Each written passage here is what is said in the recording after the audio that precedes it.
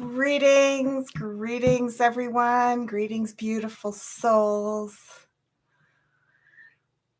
Sue, Carmen, Maria, welcome.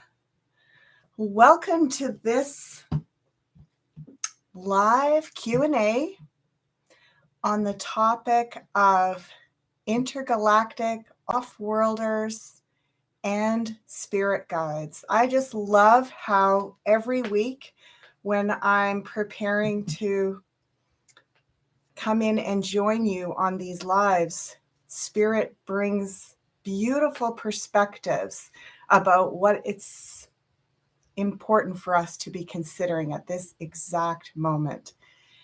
And so this is such a powerful topic. It's so timely. I actually, in my soul sampler this week, which is my offerings that I do every Sunday, for those of you that aren't aware, this week's soul sampler had in its root chakra, sort of like the home base position of the big picture forecast wheel, it had the world. And so the message was that the world experience of what is this world that we are in? How closely woven are we from all the different nations of this planet, from all the different dimensions, intergalactic dimensions connected to other planetary systems, and of course to our star ancestors. This message was, it's coming into focus this week. We're getting a sense of that big picture perspective and how, in a way, small it is, like not small, but how interconnected and deeply woven it is, so that we're not feeling alone and isolated all the time.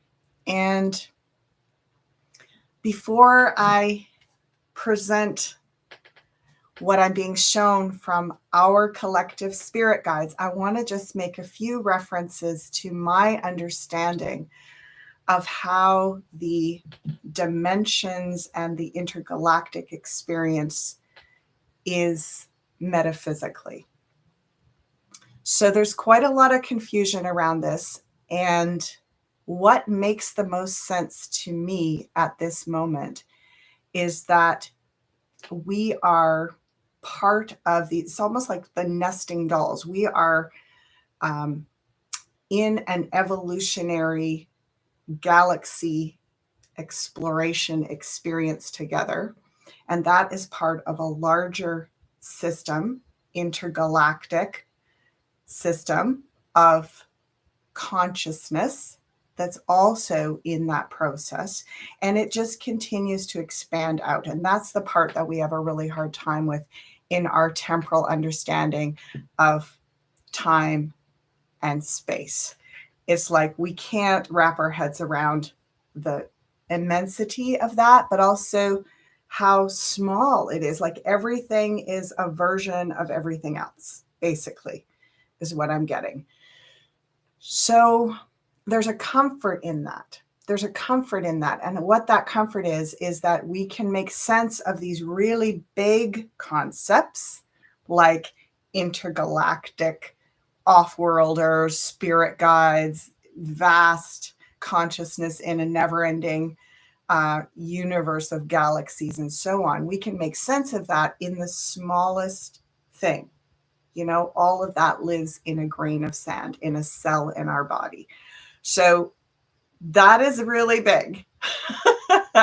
It's really big and daunting, and yet it's so precious. And what it means is we're not separate from all of that. We are that. It's in us and it's outside of us, if that makes sense. So with that perspective, we're going to go into this question, and I could probably talk for hours about it, but I'm really wanting to see what our collective guides are bringing in as important information and a way to approach this topic so that it makes sense for where we're at. And when I say we, what I'm referring to is any of you who are tuning in and going, oh, there's something of value for me here, we are kind of on some similar consciousness stream. And so for us, this makes sense, or some parts of it are attractive. And I want to say they bring us a sense of peace, purpose, being present in this moment, grounded, being in a state of love and openness. And that's really almost like the core of what I want to offer today, is that this is how we navigate, and this is what we always come back to. So for example, when I do readings, I say to people, it's not so important to name the guides, to name which star ancestors are coming in, to name, which intergalactic dimension we're tuning into. What's really important is to acknowledge what our intention is in our experience of discovery and connection with these different sources and resources. What's our impetus? What's drawing us to do that? And also, what aspect of that frequency kind of lights us up and brings us into a deeper sense of wholeness, of love, of, again, as I said, of peace and of groundedness. And so that is how we navigate. And you can imagine in a way that, well, I like to say there's not one path. There's many paths, and all the roads lead us home. All the different roads eventually bring us home to love, to the frequency of universal loving consciousness, which is universal law. It always brings us back there. So the worry that we're on the wrong path, we're not on the path that so-and-so says we should be on, we're not listening to the archangel that so-and-so says we should listen to, we just found out that something that we're interested in may be co-opted and in the wrong frequency, and we start to get like disoriented in ourselves. That's because we're tuning in and following these streams more in our minds than in our hearts. Have you ever noticed when you're in following something and you go, oh, suddenly it doesn't feel quite right for me anymore. Like I've got questions about it. Maybe I'm on the wrong path. Instead of going like, oh no, now that path is bad and I shouldn't have gone down it in the first place. And don't you go down that path because it's really bad. It's like, as soon as we go into that, we're missing what the real opportunity is, which is for us to become more aware of our self-determination on our spiritual path, more aware that there, as I said, there isn't going to be none of you as individuated aspects of the Creator. None of you are going to have the same path. None of us are going to have the same path. And there's a lot of roads, but they all bring us back to home. And so how we navigate, how we say what guide, what intergalactic star ancestor is important for me, what, particular piece of wisdom, philosophy, or, esoteric practice is right for me. It's all based on how it makes you feel. You determine. And what's right for you today might not be right for you 3 months from now. Please allow yourself the dignity to respect your wisdom. If you're drawn to something, allow yourself to explore it in that open-hearted way And as soon as it doesn't feel right, instead of saying, oh, I've made a mistake, say, thank you. Thank you for getting me to this place. And now I'd like to close that path off and veer to this path because now I'm being drawn over here. And I understand that what I'm aware of around the path that I've been on is shifting, which means I'm evolving. And again, the path to evolution is going to be different for everyone.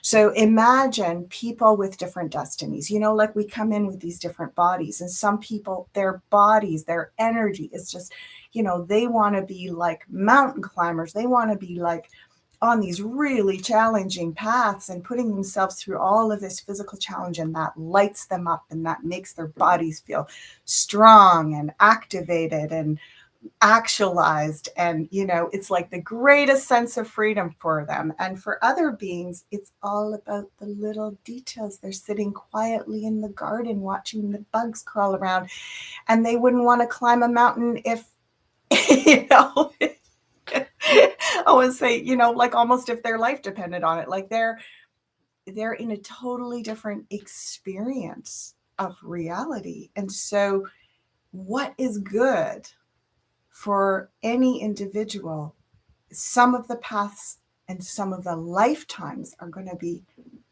that mountain climbing, pushing yourself. That's going to feel right on. And for some, it's going to be peace, solitude, you know, sitting and listening to the sounds in nature. There's not a right and wrong here. There's not a right and wrong. And if there's a right, the guides, my guides and our collective guides, if there's a right, it's that we have the right to choose. And that the power of choice is not about making the right choice or the wrong choice. It's about making the choice that resonates with the frequency we are in as an individual in this moment. So, as I was saying earlier, you know, I suggest to my students to really be less attached to a particular spirit guide, getting attached to their name, where they're from, which intergalactic, you know, star nation they originate from, and all the story around that.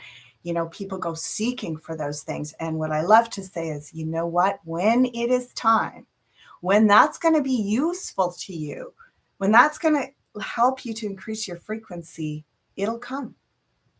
It'll come.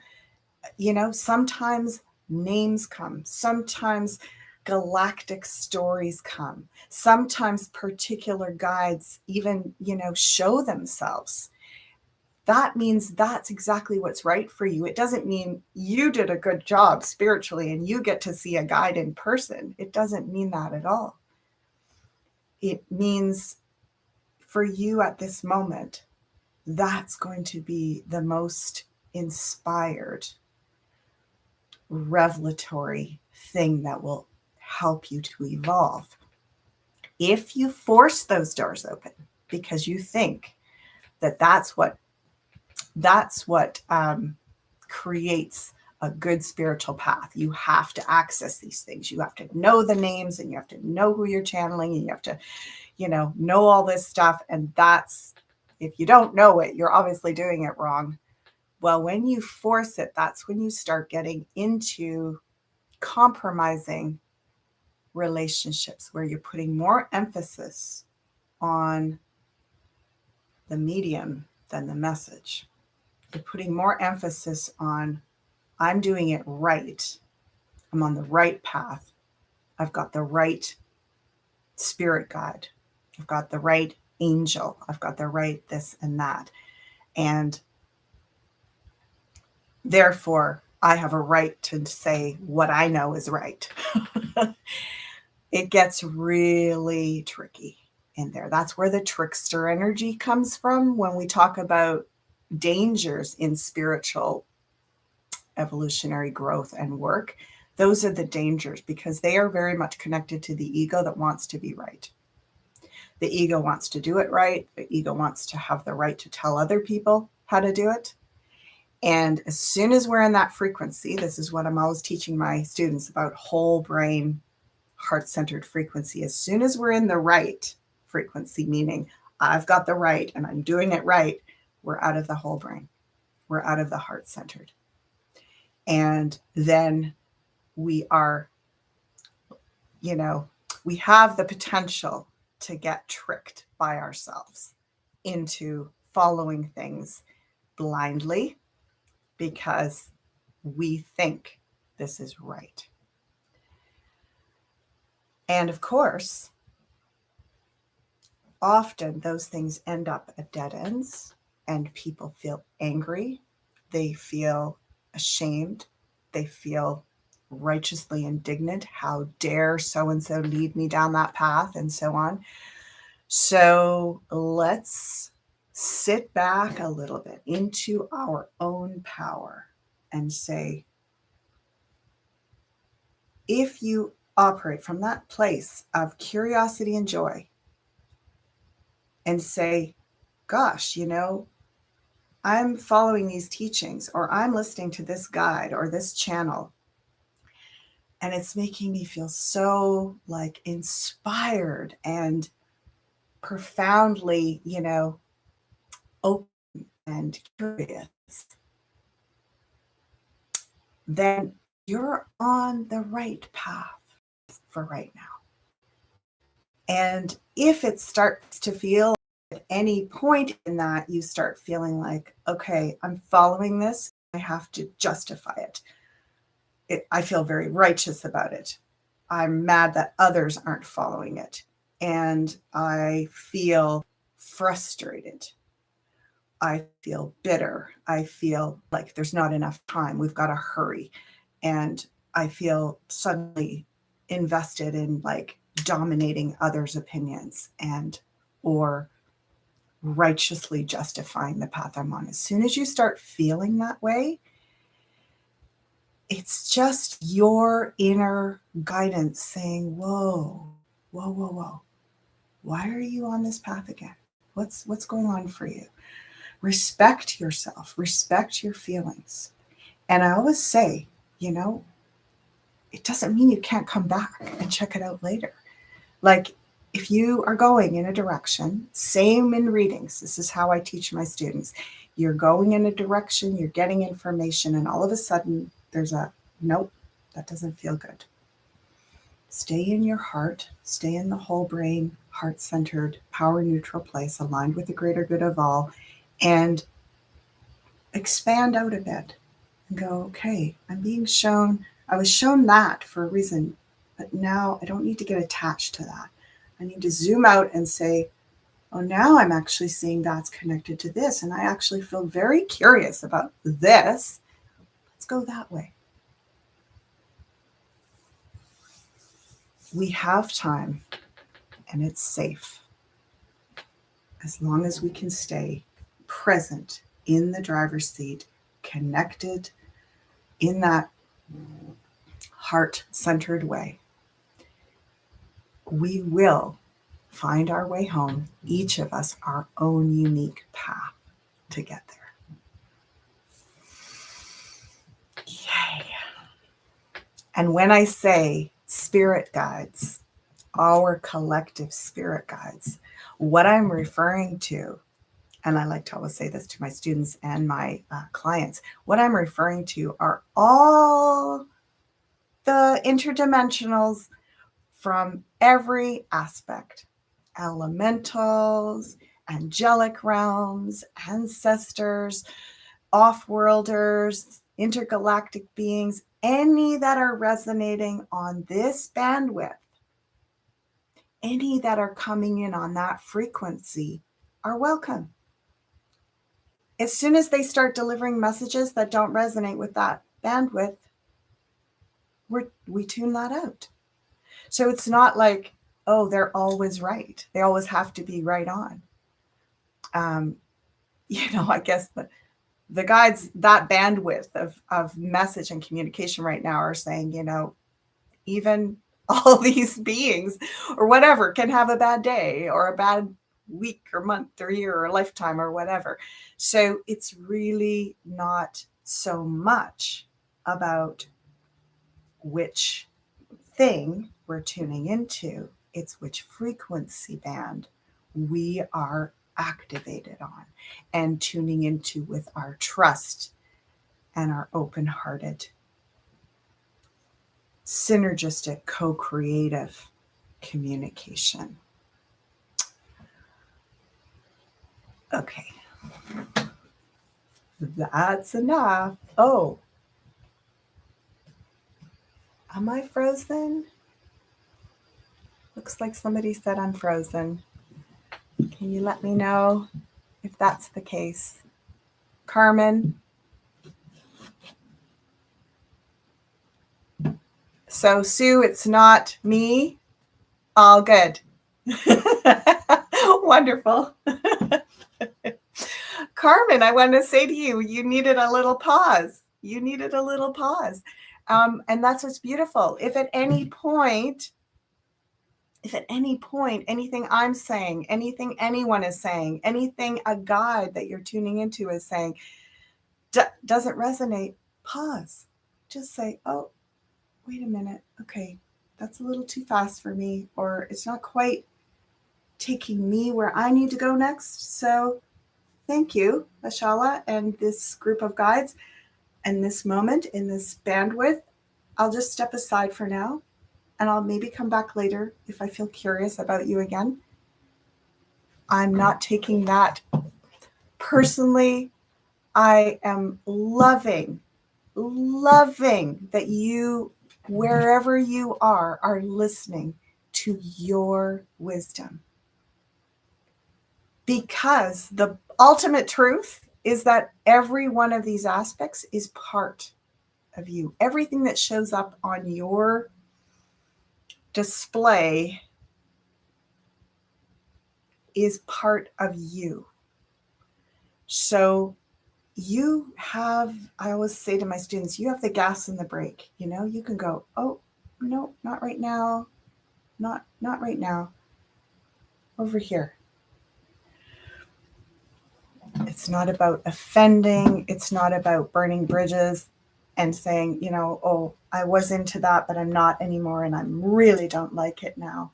It's like, acknowledge that wherever you are, what you've tuned into, especially when you lead with your heart, as everyone always says, is right for you at that moment until it doesn't feel that way. Sometimes you may outgrow the pace that a guide or a particular teacher is taking you. Sometimes they may be going too fast. Sometimes they're going too slow. All of that is beautiful and perfect. This is definitely not a one size fits all. I hope you got that loud and clear. Okay, I'll stop lamenting about that, and I will tilt the screen down a little bit here, and let's have a look now at what Spirit has to say. Spirit meaning that bandwidth frequency that we are tuning into together today. And my intention is always set to, when I do divination, when I'm in a spiritual practice, I always set my attention to align with that frequency of the heart, which is power neutral, meaning any energy that is manipulative is just kind of outside of that bandwidth, so it won't show up.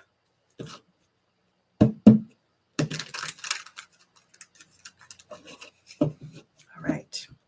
What do we need to know today? We, meaning those of us that are tuning in together and ready to hear this message with our combined group of spirit guides, off-world allies. What do we need to know today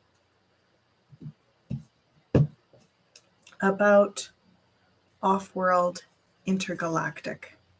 Ooh, yay! Wow. Wow. A gift, a physical, tangible gift.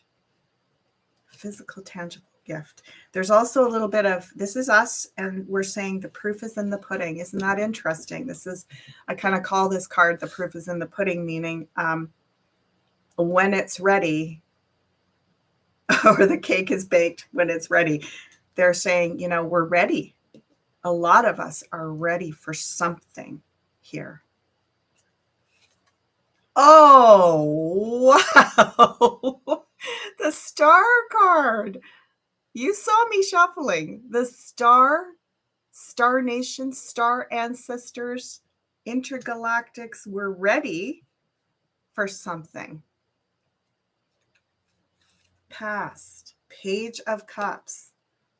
Oh, isn't that beautiful? We are coming at this with that beautiful, innocent, whole brain, heart-centered space of love.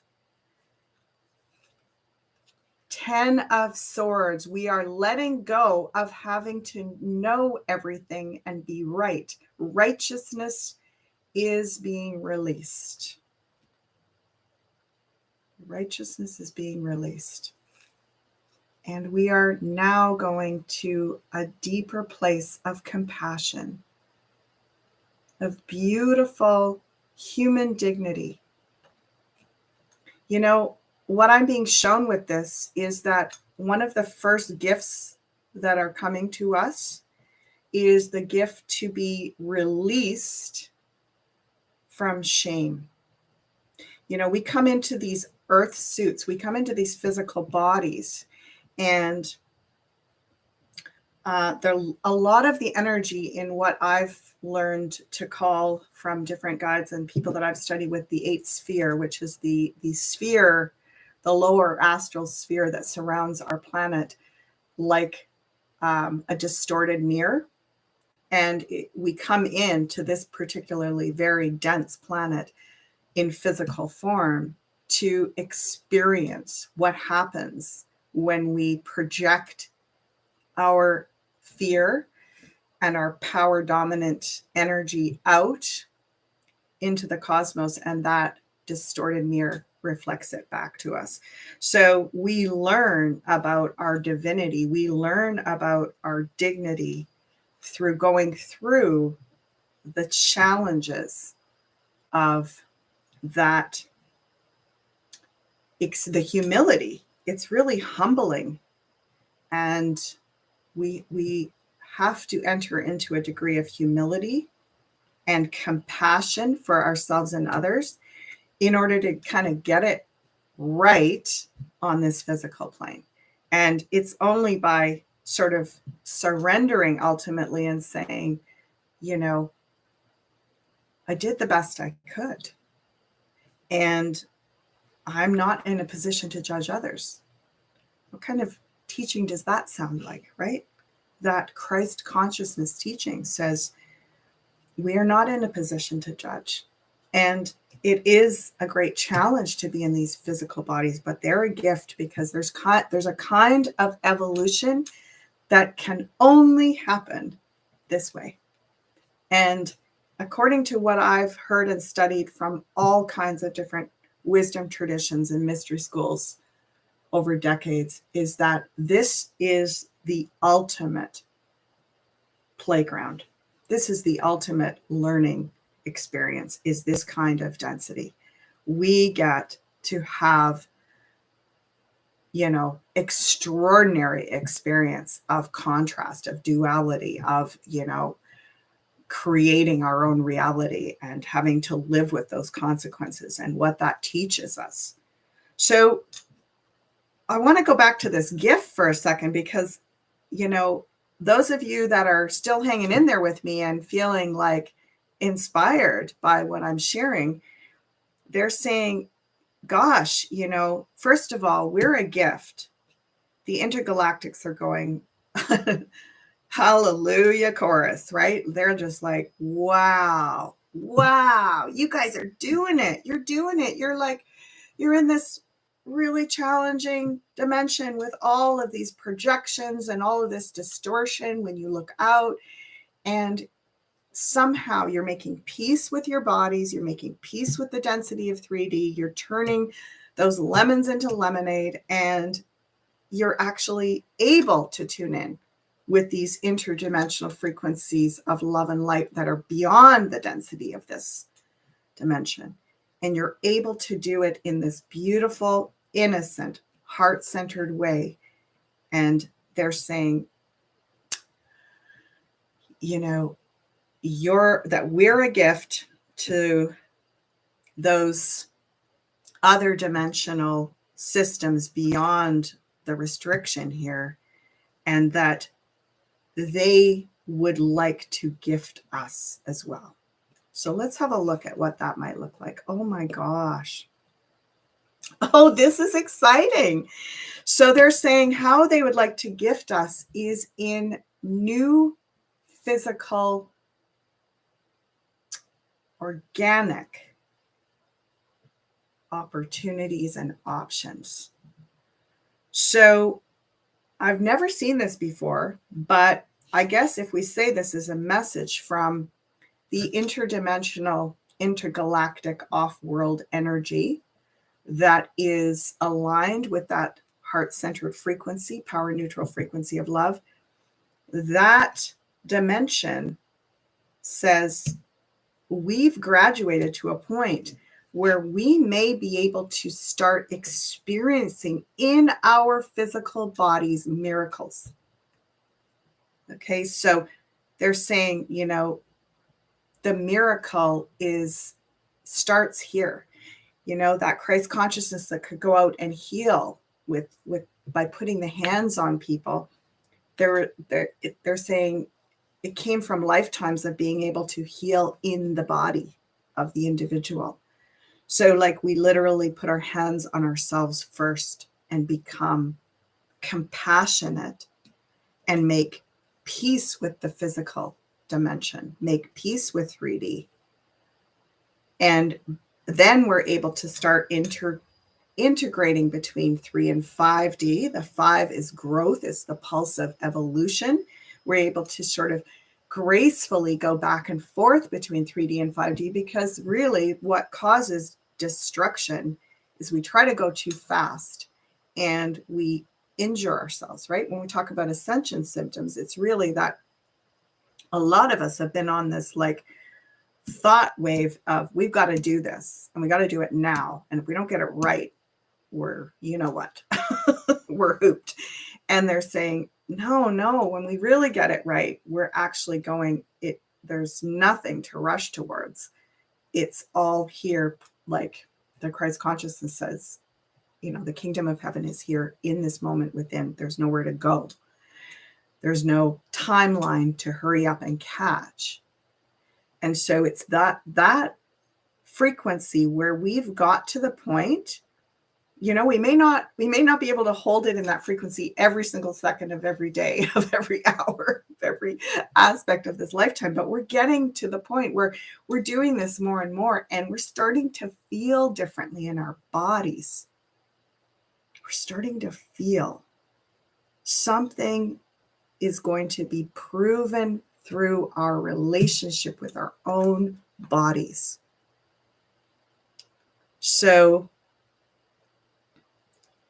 here we go, because they're saying we are being gifted the higher perspective. Do you see how that character is standing on the precipice, holding the world in their hand, and they are literally seeing the world is small, it's part of something large, and yet the whole thing is small and it lives inside of us. It's that interdimensional perspective where we say, you know, if I'm at peace here in this moment of perception and observation where I can go, gosh, I'm part of this intergalactic universal consciousness stream, and yet I'm an individual. If we can come into peace, especially in physical form, that literally is sending out the energy of evolutionary consciousness far and wide throughout the universe.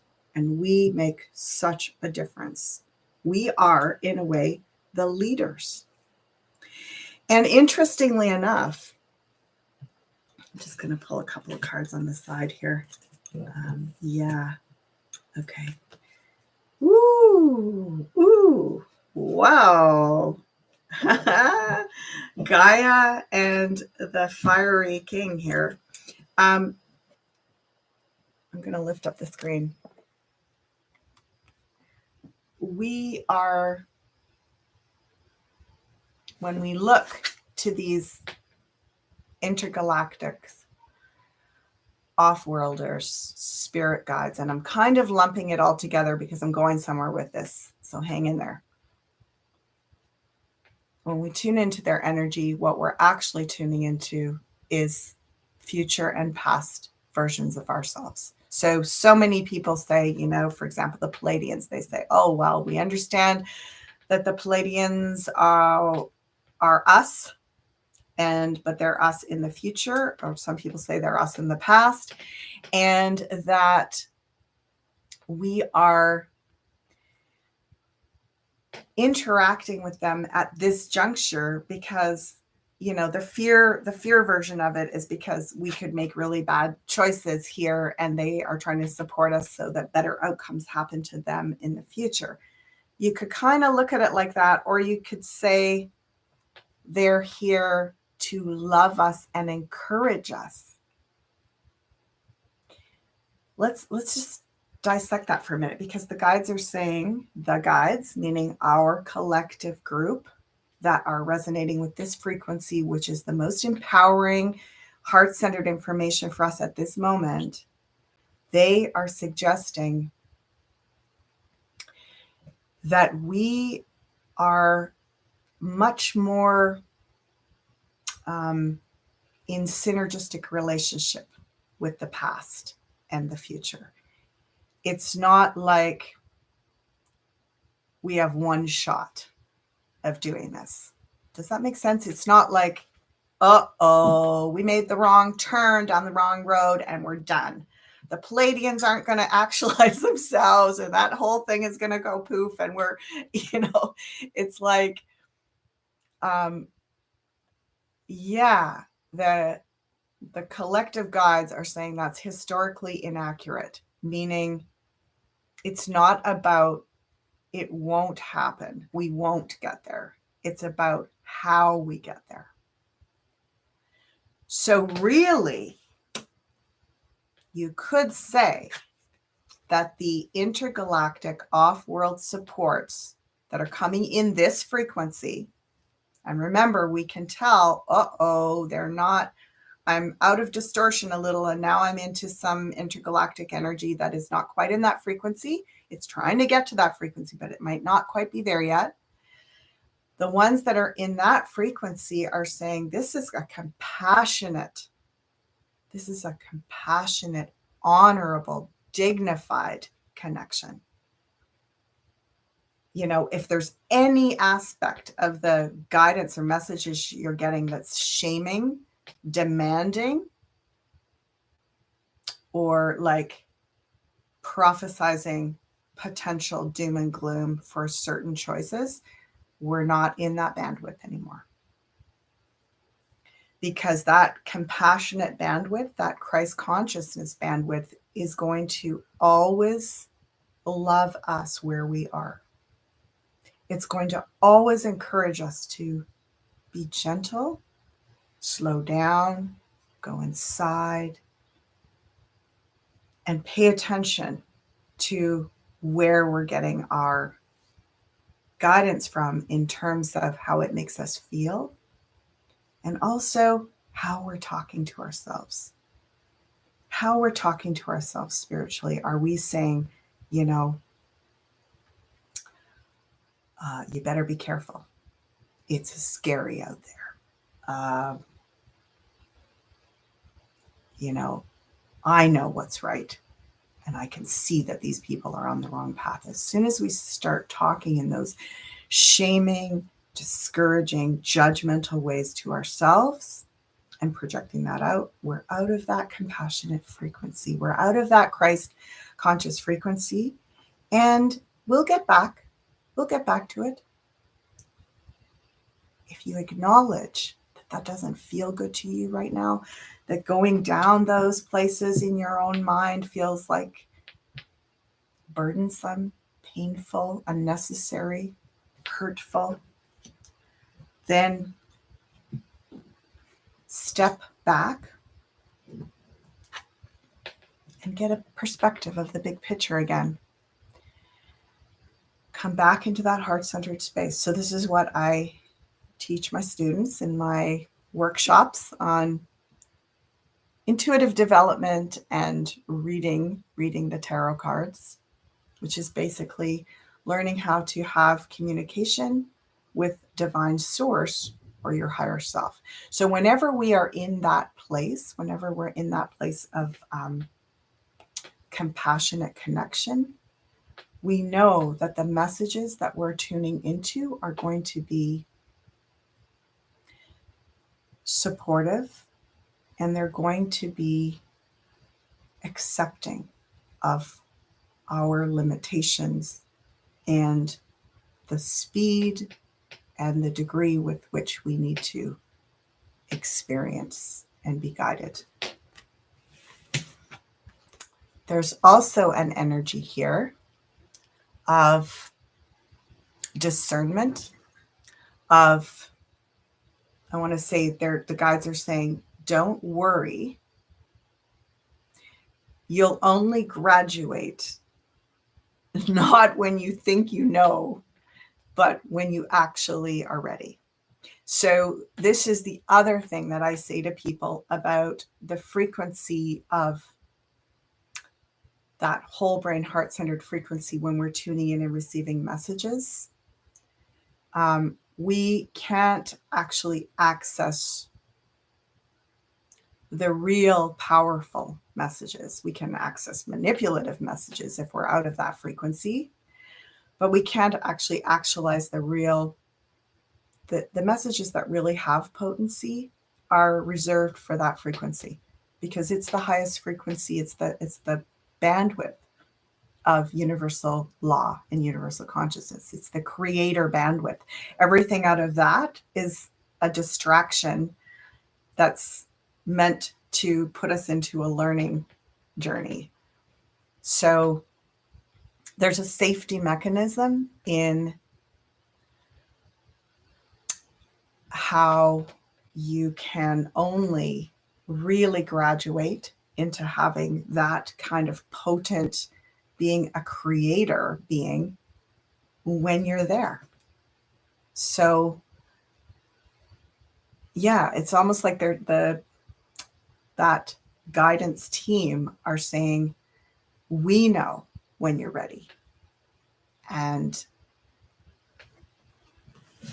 how you begin to form a good relationship with that potency is to be very, very humble and to say, you know what, it's not about going somewhere else and getting out of this body and getting access to this interdimensional wisdom and fast tracking into spiritual evolutionary consciousness and ascension. Woo, you know, or maybe for the odd one it is. Who am I to say? However, if it is for that odd one, they've gone through this already. They've made peace in the 3D, in the physical. That's how come they have so much like potency in the 3D, because they've worked through it. The path of the mystic is very humble and, you know, filled with challenge and humility. So good stopping spot. I'm going to check in.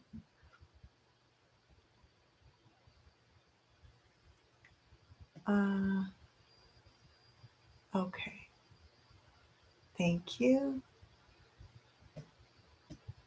Just before, Ricky, just before holding a high vibration, my muscles are growing. Don't ask me how it works because I'm learning. Right? Oh, that's a good one. Well, I was thinking something like that this morning. I was like, isn't it extraordinary? Have you ever noticed with this phenomena of like you're trying to figure something out spiritually, you're trying to get it right, and then you give up? You're that 10 of swords, right? You're like, obviously I'm not meant for that. I'm not good enough, and forget it. I'm not even going to bother trying anymore, right? And you let it go. And then invariably, like at some point down the road, all of a sudden that thing starts happening and you're like, oh, now you're going to happen. But you say it like that with a laugh, right? Because you're like, oh, okay, the time in 3D operates differently, and it really is about, we could say I want this, but our soul's saying no. If we give that to you, if you get that now, it's going to actually deter you from your evolutionary path. It's going to put you sideways. So when you're ready for it, then you'll have it. That's this let it go, because when it's ready, when that cake is baked, the proof will be in the pudding. And I've also, as I was saying to you, Ricky, like I've also noticed where I'll be, struggling with something. And literally sometimes as you start working with these energies, as you start really opening and receiving the gifts, they do show up as these physical, miraculous things. Like literally your body changes. I've worked through so much physical challenge in this life. Like, I mean, it's kind of, I'm laughing because talk about humility. Like, I mean, I was a sickly child.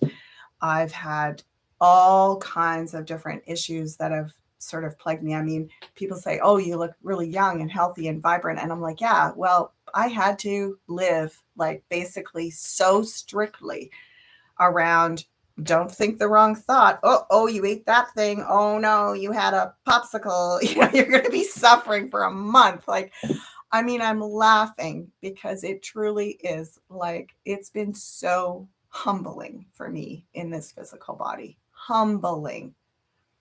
And then if I think, oh, I'm getting it right, like how many different types of diets and healing and things and therapeutic processes and stuff I've done over the years, and it's like starting to get better, and then kaboom, the next wave of evolution comes, because I haven't stopped challenging myself. Spiritually, I am on a mystic's path. It's like that mountain climber. I just can't seem to stop being curious and motivated to heal, to evolve, to grow. But interestingly, as I've grown more mature in that process, my body has said, oh, no, you don't. Yeah, you just learned all that stuff. Well, we're not ready yet. And that means you're not ready yet. So we're going to slow you down. We're going to make you feel lousy and humiliated that you know all of this stuff, but you're not embodying it yet. Does that mean I'm mad at my body? My body is doing me the very best favor in telling me how fast and how integral I need to operate. And eventually, there's been those moments where it's like, I might as well surrender because my body's going to have the last say. And then I actually really started loving and having deep, deep trust, respect, and compassion for my body. And that's where I'm at right now. And the miracles are presenting themselves. But any moment, knock on wood, I'm so in a place of humility with that. There is a wisdom there that my intelligence can't touch. It's out of bounds for that part of my mind. I have to trust that my body knows as well, in fact, probably better than my mind, what I need to do, how I need to do it, where I need to go.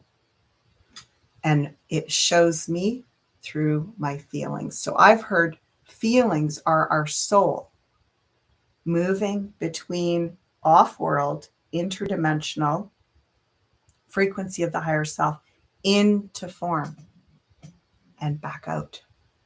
So the soul, our energy comes through into form as emotion. It has an experience, and then it goes back out with that experience to the interdimensional realms to gather more perspective.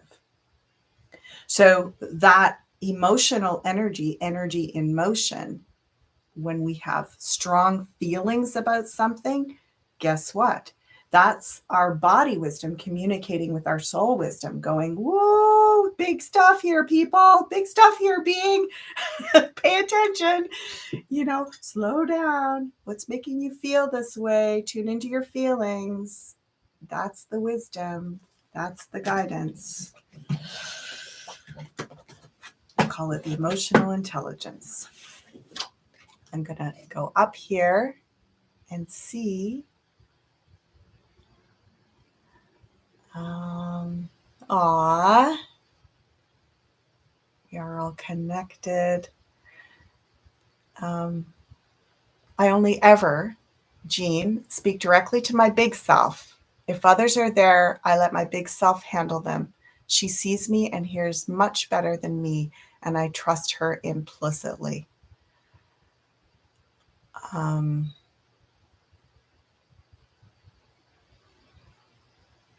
Okay, yes, our big selves. I love it. Our big selves. I'm going to share with you. I want to see if this is right, because I had a whole story come through before I came on to the live, but I want to see if I'm on the right track, sharing it at this exact moment. So I'm going to lower the screen again. We'll have a look here at how our collective guidance team in that heart-centered power neutral frequency want us to proceed. And if I get this card, I'm going to actually tell you what it is. And then we'll know together. We can see that. If I get the Hermit, then I'm supposed to share this story. And if I don't get it, it'll be another offering time. Okay, here we go. Here's us, 10 of Pentacles. Wow. Okay, this is a little bit of the intergalactic, I want to say the alliance, but we'll talk about that in a minute. The Temperance. Whoa, the great. So Temperance angel, the angelic realm, and the alliance. Whoa. Okay. Past. We had a lot to work on in the physical. Present.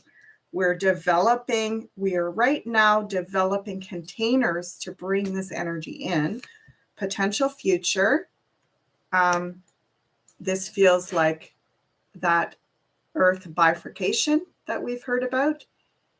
And it's kind of like a cell division. There will be this, but timeline, closeness of this is still yet to be determined. 5 of Swords, how easy it is for us to get psyched out. King of Pentacles. We've got a lot of work to do in 3D managing resources on this planet to support ourselves in creating the container where this kind of work can happen. So it's almost like they're saying, not build the temple, but build the container energetically so that you don't have to struggle so much in the material realm to survive. So basically, we're not going to be able to do the real healing integration of the Intergalactic Federation and the angelic realm until we've got things sorted a little bit here in the material in terms of Oh my gosh. Yeah. In terms of, they're saying, gosh, let's have you. Oh, yeah. Okay. So the hermit didn't show up. I'm not going to tell that story, but they're saying, let's have you imagine like your earthly paradise, that sense of there's enough synergy, collaboration. Oh, they're saying not enough, way more than enough. There's more than enough synergy, collaboration, and material resourcefulness in our realm that we're not feeling unsafe. Okay, so the first order of business is to create safety in the material resource energetic realm. So we're relearning how to care for ourselves in the material. See, we've given our power away, like the larger and larger power dominant entities and corporations are caring for our every need. So we're now feeling extremely unsafe and vulnerable.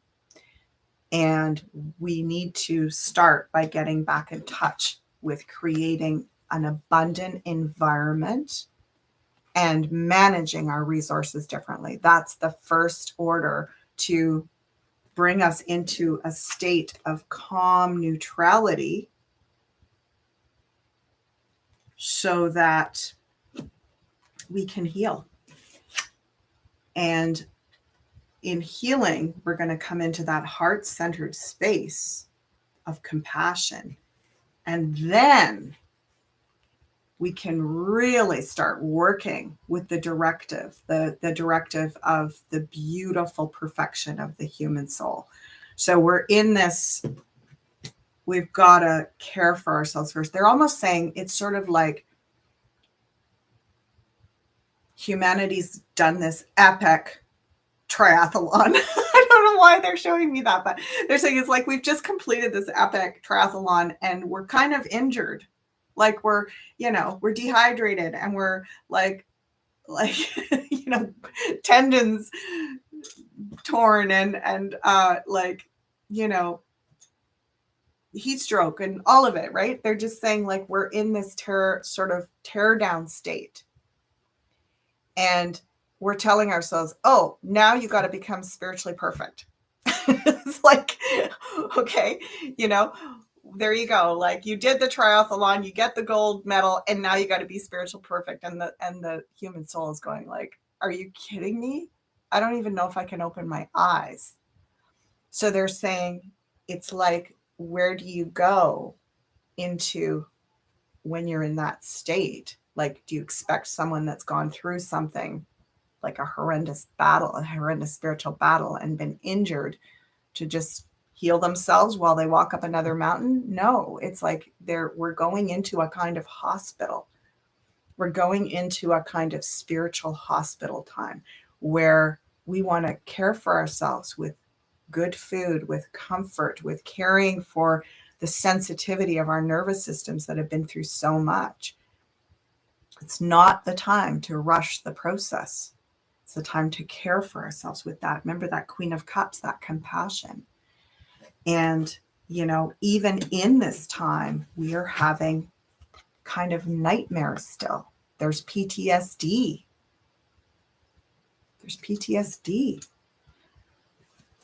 And we've come out of so much work to kind of get through where we are. They're saying 8,000 years of a lot of work. And I don't want to discourage you, but I certainly get there's a rebuild that is, well, they're showing me a lot of threes. So they're saying 30 years, 300 years, 3,000 years. So we, in different phases and in different sort of chapters is what I'm being shown, or different waves, kind of like a relay race. They're saying, we're going to spell each other off. We're literally going to be like, okay, your turn, your turn, your turn. And as we do that, we get to rest and heal and integrate all that hard work. Integrate all that hard work. I heard from a spiritual guide a few days ago that I was listening to that the extraordinary capacity to be here on earth and get through what it is to, well, first of all, get through the 8th sphere, the number 8, to manifest with dignity, surrounded by the illusion of failure, of corruption, to get through that spiritually intact is nothing short of a miracle, really. I mean, they're saying that's the training, that's the triathlon. And for those of us that are just coming over that final, cresting that final peak, it's like we will need to rest. We'll need to rest so that we integrate all that we've learned. Otherwise, it's kind of like we just roll back down the hill. So they're saying, let the guides that resonate on that frequency of love and compassion, that Christ conscious frequency, let them come in and give you love now. Let them give you love and support. So I'm excited. Intergalactic Federation, angelic beings. I'm excited to explore my star ancestors, intergalactic federation connections, but not for the reasons I used to be. And I want to explain to you why, what that's about. Back in the day, I was like, ooh, that's cool. I'm connected to that. Wow, I'm lucky. I must be special. You know, I mean, that's just the first response, right? We're a bit awestruck because we've been kind of caged in this illusion that we're nothing when we're actually everything. So when we first have a sight of a something that's pretty amazing that we could be even gifted to be seen by, we're like, whoa, I'm special. That's extraordinary. Eventually, we understand I am that. I'm extraordinary. This is all extraordinary. And now I want to connect because I'm curious how we can work together. I'm curious to know more about specific lineages that I may have in my star ancestry because I'm delighted to meet you. What can we do to support each other? Those of you that are meeting me in that frequency, that power neutral, heart-centered, whole brain frequency of love, aligned with the greater good of all, what have you got to show me? And let me tell you how I'm experiencing you from my perspective. We get to exchange. This isn't me being honored to be part of something much bigger than me. This is me seeing another version of me and going, whoa, I like what I see. Do you like what you see? Cool. Let's work together. Let's play. Let's share. What do you see from your angle? Are you in the past or the future? What do you see from there? Let me tell you what I see. Boy, you should see how it feels being here on Earth, right? And literally, I'm getting there, bending their ears. They're like, tell us. They're like, you're amazing. You Earthlings, they're so courageous. Oh my gosh, we watch you and it's like we're just riveted. So that is how I explore now. That's how I explore. And then the angelic realms, the healers, but also the fallen ones, right? They heal, but some of the medicine is corruption and failing. And through the corruption and failing, you learn to exalt back into beauty. So the angelic beings are saying, call us on our stuff. Call us in that frequency, that heart-centered frequency. So we have to strive to sustain that. You intend that, and we will work to meet you there. Ooh, look at that. Upside down. Fallen angel. We can actually resurrect the fallen angel energy with our gracious, heart-centered, humble, compassionate, but commanding, the word commanding came in there, compassionate and commanding Christ conscious frequency that's in our heart. So we hold space for the healing in the angelic realm, for the healing of the angelic realm. Take a breath and feel that. So do you see here that you are not a small being that is being,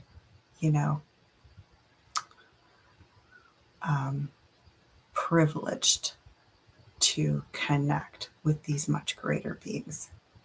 You are a great being, in a way, almost the greatest being, because you are a composite of so many aspects of divine consciousness, like a perfection. And you are, in some aspect of you, is that. Like you're a mosaic, and some part of you is that. So you, when you're communing and commanding that you only commune with these different parts through that heart-centered frequency, you are affecting them as much as they, or other versions interdimensionally of you, are affecting you. Does that make sense? This is a two-way thing. This is a two-way thing. So really, the only guidance system that you are attuned to and resonating with is this one right here. And angelic guides, healers, interdimensional beings that resonate in that frequency can bring you so much gift. They can have compassion for you. They can show you things. They can help you heal. They can touch your heart. And you're protected from any that will distort that and start to get into power, dominant frequency. You're protected because you're holding space for this heart-centered navigation. And as soon as you start to feel anxious, worried, defeated, confused, step back. Breathe deeply. Come into your body and move into generosity. Move into generosity. It's the final word for today. Generosity, well, two words, generosity and gratitude. Move into that frequency of generosity and gratitude, and it will, people have come to me over the years anxious about being, having, say, entities attached to them, or having, feeling possession or some kind of distorted perception that they can't get out of their mind. Again, the mind and the Maya are directly linked. So the mind is a tool that is put into action from our hearts, and it needs to navigate up past that mirror of illusion into a pure frequency of love, beyond the distortion. And so when you are in a state of fear, that state, you see what happens is when we are fearful, we start to introvert. Inversion, right? We've been told that the the forces of the trickery of the eighth sphere, their whole game is inversion. And they basically steal or trick and take energy. And it's all about creating illusion or false gods, false truths, and so on, where there's some of the real truth buried in it, but then it's distorted, right? How are you going to know it's distorted? Because something's going to start to feel off. So when you are in this frequency of gratitude, oh yeah, that's what I was saying. So when you're scared, the energy is you're going inward, you're introverting, you're inverting, right? Feeling less and less shame, fear, like into this power dominant game, right? Oh no. Like you can literally, if you do the physical movement that goes with fear, it's kind of like this. It's like bowing to something and inverting yourself. And so the opposite of that is literally opening. And it's like you're opening your heart. You're opening your eyes, your mind. You're opening your power center. And what are you doing with that power? Giving it. Giving it freely. You are literally radiating that power of loving light out. And so how you get there from that inversion, fearful place is you start by loving yourself and saying, I'm going to move towards love. How do we move towards love? By loving something outside of us. I mean, obviously we're loving ourselves first. That's why we're saying, I want to move towards love. You know, they keep showing me, like, have that energy in your hands of when we think of laying hands on another, like a lot of you are really interested in helping others with energy healing. And they're saying, really, let's for a while do a lot of that with ourselves, a lot of laying hands on our own bodies with compassion, sending that loving energy. And if it starts to feel like, oh, I don't know if I'm doing this right, and like this is awkward, relax, let go. Try again another day when you feel in the mood for that. But one thing that will definitely get you out of the fear and that inversion is generosity and gratitude. So what can you do today? Random act of kindness, a gift, a gesture, a sharing of what you have. You know, the more you can materialize it, do something actually physically, that will really start to shift the energy. And they're showing me the heart like a swing. And they're saying basically it gets stuck out of fear and it stops swinging. And when it stops swinging, it's almost like the illusory energy of the distortion just shows up and goes, you're not swinging. Just so you know, I'm going to scare you because you're not swinging. And then you're going, oh, I'm not swinging. Uh-oh, okay, let's start kicking into generosity again. Let's take some deep breaths. Let's put my hand here. Let's acknowledge all that I'm grateful for, and let's open up. All right. Woo! Okay, I'm going to just check in. Oh, thank you. Oh. This is a marathon, not a sprint. So your triathlon analogy is timely. Thanks, Karen. Oh, yeah. You know what, Ricky? I am humbled learning about this too. And I want you to all understand that, again, I say this so often, but I'm going to repeat it every time, is I am able to receive this kind of insight because you are with me. This is you. I am you. if you're resonating, if this is opening you up, if this is giving you something beautiful, please do not put that in my basket in the sense that I did this. I'm doing a job I came here to do. Your guides have helped. Your guides, meaning all that you resonate with on that frequency of love, here present, all of us collectively with our guides on that frequency, the intergalactics, the interdimensionals, the spirit guides,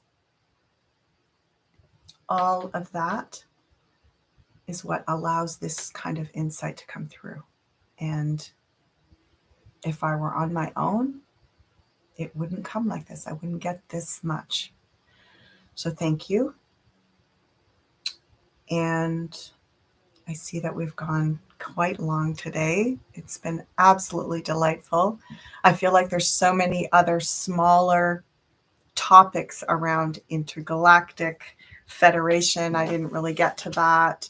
There's other topics around spirit guides and the angel realms that I didn't get to, but I really trust that we've got lots of time and we've got lots of lives coming up in the weeks and months ahead. So we will have the opportunity to go down many of these pathways and explore more in depth in the times ahead. I wish you many blessings in your upcoming week. Bye for now, everyone.